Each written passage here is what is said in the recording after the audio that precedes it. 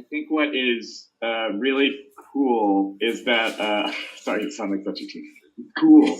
But I think it's very cool that that the focus of the conversation has been, or at least like with some of our films, definitely my film, and I know like Apollo 10.5 and stuff. There's so much talk about, well, what is or isn't animation, and a lot of it felt largely negative to me. But I think that it's actually a really great thing because even if it's frustrating for people who are trying to push the genre in more of a hybrid direction, but I think it's a good thing. We should at least acknowledge that we are at a place where even live action movies have so much animation in them that we're having to have a conversation about what constitutes an animated film or a non-animated film. I mean, I think my ultimate goal would be that that animated films are up for Best Picture as frequently as live action movies are. So while that's frustrating for somebody like me, it's also a really great thing. My father was a Freudian psychoanalyst, and he retired. And he retired recently. And I was like, why? And he's like, well, there's just not that much demand. He also lives in Richmond, Virginia, so he's probably the only Freudian psychoanalyst around. He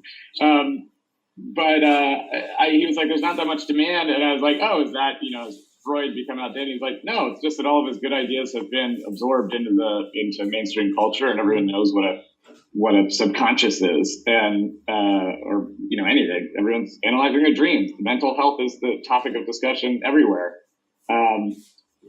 Also, props to you, Joel, for creating what I think is the first animated panic attack.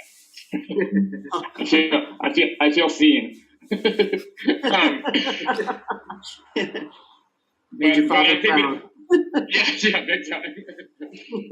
But I think that it's such a cool place to be right now, and I also think it's evidenced by the fact that everyone on this panel, the movies are so different.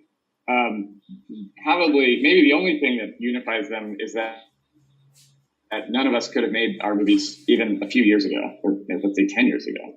And that is a really cool thing. It's never been, while there are, strictures being kind of placed on animation, and we feel ourselves pushing up against them a lot of the time, it's also never been easier or a more agile time to push back against those and push those boundaries.